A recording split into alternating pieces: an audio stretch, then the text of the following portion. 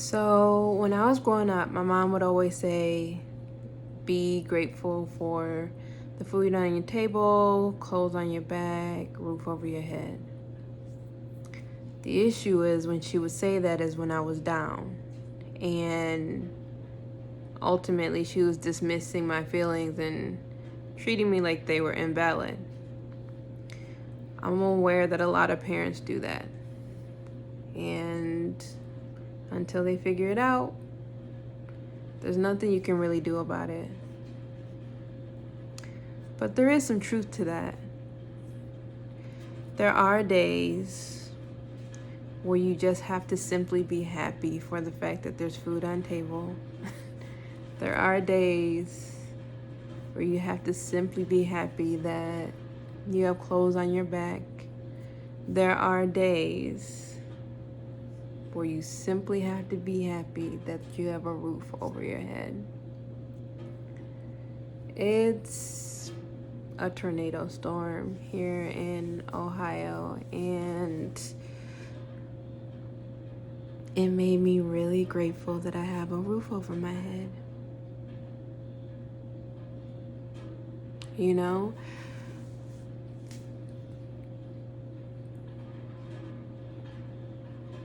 I'm super excited that I'm on this journey, and I'm super excited that I have the confidence to share it and the courage to share it, and it makes me happy that I'm there now, that I can appreciate the fact that my progress brings me happiness, it brings me joy, it brings me love for myself, you know, for not quitting on myself, for believing in myself, and knowing that doubt will come, fear will come, I will fall off of my consistency. I will have moments where I won't have the energy to discipline myself. I will have moments that I will truly consider quitting, you know? But that's okay. That's okay. I just have to know that it's real.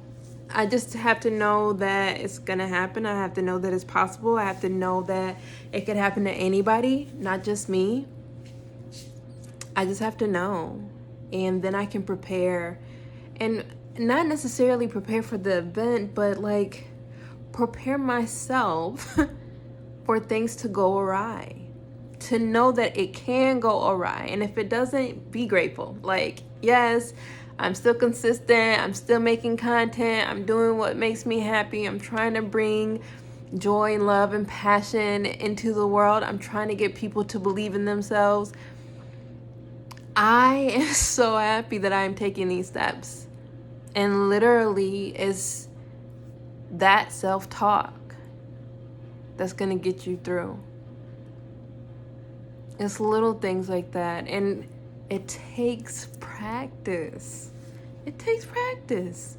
You have to unlearn the ton of things that you've learned all the way up until that point.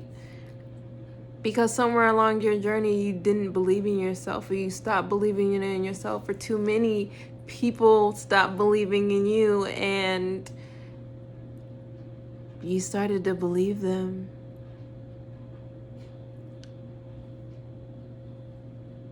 It's okay.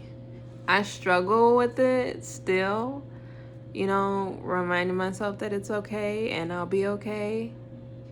I have the hardest time remembering to give people empathy, like in certain moments.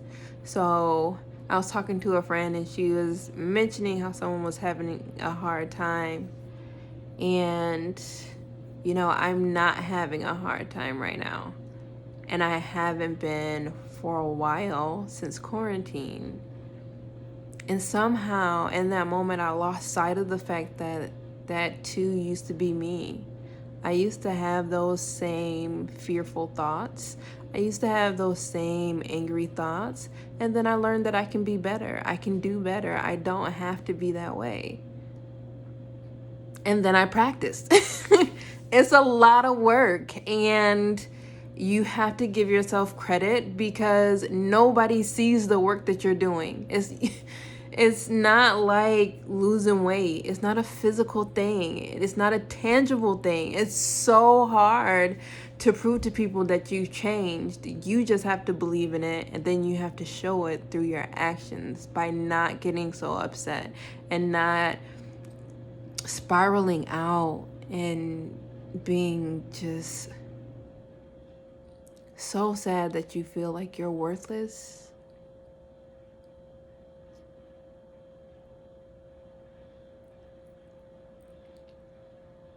You know, I don't want that for anybody.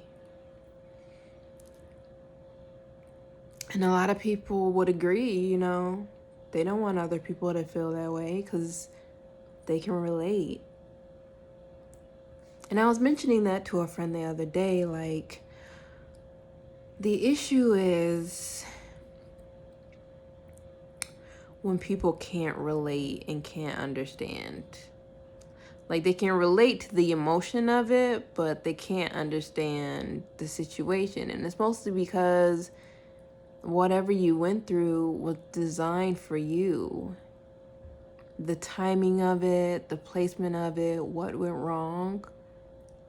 So they can relate to that emotion,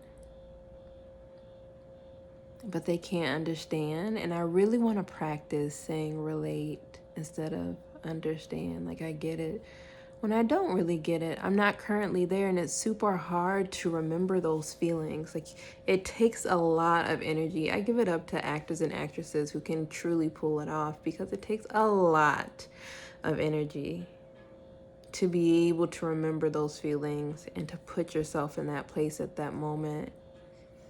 We tell ourselves all the time, everyone's going through something, we should be kind to each other, yada, yada, yada. The reason why we don't is because we feel like our problems are worse, are more. And that's not the case. We're just different. And that's all. So the little words and voices and self-talk that I have to tell myself is going to be different from what you have to tell yourself. And by different, it doesn't necessarily have to be like the words that we say to ourselves or try and teach ourselves to say. It could more so be just different in the situations when we would apply that self-talk, because that's different too. You know, we all have these qualities and traits amongst us, and some people are more loyal than others. Some people are more trustworthy than others. Some people are more honest than others. So there really shouldn't be this thing about you're too direct. I'm more direct than you. I'm more direct than the people in your circle. I'm more direct than the people that you've been exposed to on a consistent basis or a regular basis. I'm more direct than what you were taught. I agree. That can make me too direct. But to society, I'm not too direct because I'm me. You can't be too much of yourself. It's just not possible. Like, no lie, you can never be too much of you. There's qualities about you that people might not like. There's things about you that people truly, truly want you to tone down because it makes them uncomfortable. Just don't. You know, I've recently thought about the fact that I talk with my hands a lot. A lot. And growing up, that was slightly shamed. And as I've grown to an adult now, I'm just like, I talk with my hands. There's nothing wrong with it. And I'm sure I do it all the time on here. But that's just who I am. And there's nothing wrong with it. It doesn't make me any less professional. It doesn't make me any less intelligent. It doesn't make me any less at all. It makes me not what you expected, not what you prefer, not what you were taught. But it's still me.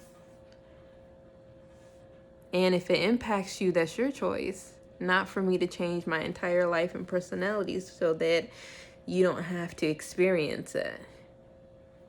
Life is about experiences. So I mostly just want everyone to try and figure out how to be grateful in your days. That's where I started with finding true happiness, is finding moments of progress. Like the fact that I'm still considering doing my website today, which would make my mission accomplished. I'd be grateful that I did it. I don't get any immediate reward or satisfaction out of it, but I can, with gratitude, and turn it into happiness, which turns into self-love, self-care, mindfulness. And my goal is to take all of this that I have for myself and either point it out in other people, or other people find it in themselves. So I really want to work on being more empathetic.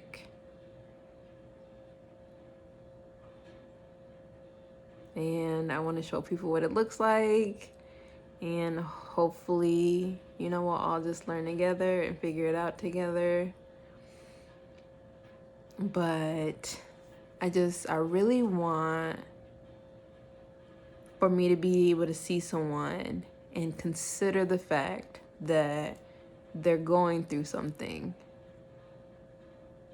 especially in moments where there's anger or chaos around, or even sadness. So that's really all. I'm happy that I'm consistent. I'm happy I get this opportunity to speak with everyone and make content. So please find your happy place. Nobody can do that for you.